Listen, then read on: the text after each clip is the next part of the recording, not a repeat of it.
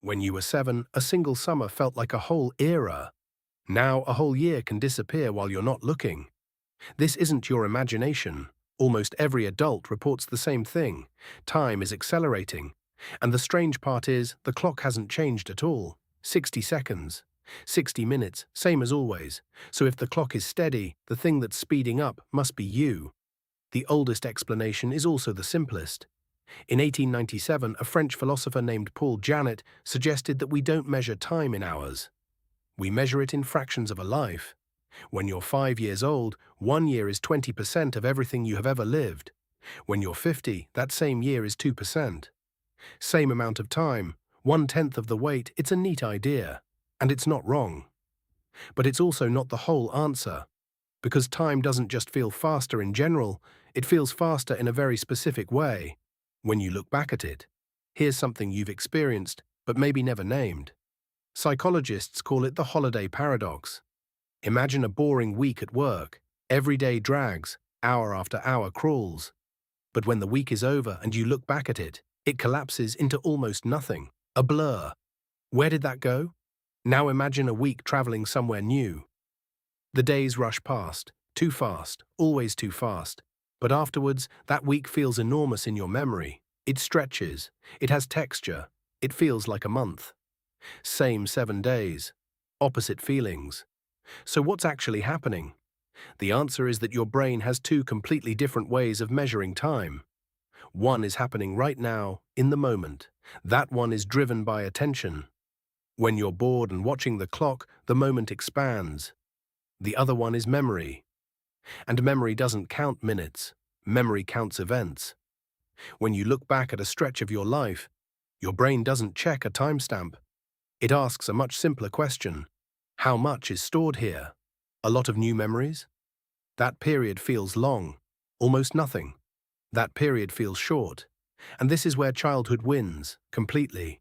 When you're a child, almost everything is happening for the first time. The first time you swim. The first time you see the ocean. The first time you're allowed out alone. The first time someone breaks your heart. Your brain treats new experiences as important. It records them in detail because it doesn't yet know what matters. Childhood is dense, packed. Every month is full of things that had never happened before. So when you look back, those years feel huge, because they genuinely contain more. Now compare that to a normal adult Tuesday. Same alarm, same route, same coffee, same desk, same screen, same drive home. Your brain is efficient and repetition is boring to it. When something happens the same way it did yesterday, there's nothing new to record. So it doesn't record it, it just files it under the usual. 10 identical weeks don't create 10 memories, they create roughly 1. And that's the quiet trap. It's not that your years are shorter, it's that they're emptier. There's even a fingerprint of this in memory research. It's called the reminiscence bump. When you ask older adults to recall their lives, memories cluster strangely, not evenly spread, piled up between roughly 15 and 25. Why? Because that's when most people's firsts happen. First love, first job, first time leaving home, first real decision that was yours. Your life is not remembered as a line, it's remembered as a handful of dense clusters, with long, thin stretches in between. There may also be something more physical going on. In 2019, engineer Adrian Bajan proposed that as we age, our brains process visual information more slowly. Fewer mental images per second. If your mind takes fewer snapshots, the world outside seems to move faster past you, like a slower camera watching the same street. So we have 3 forces pushing in the same direction: shrinking proportion, fading novelty, slowing processing. No wonder the years feel like they're falling through your hands.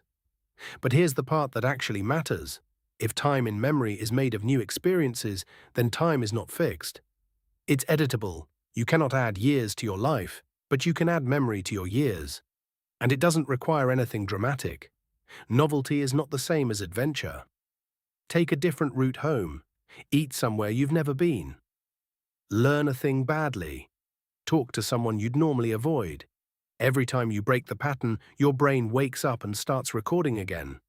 That's why a single strange, unexpected day can outweigh 3 ordinary months in your memory.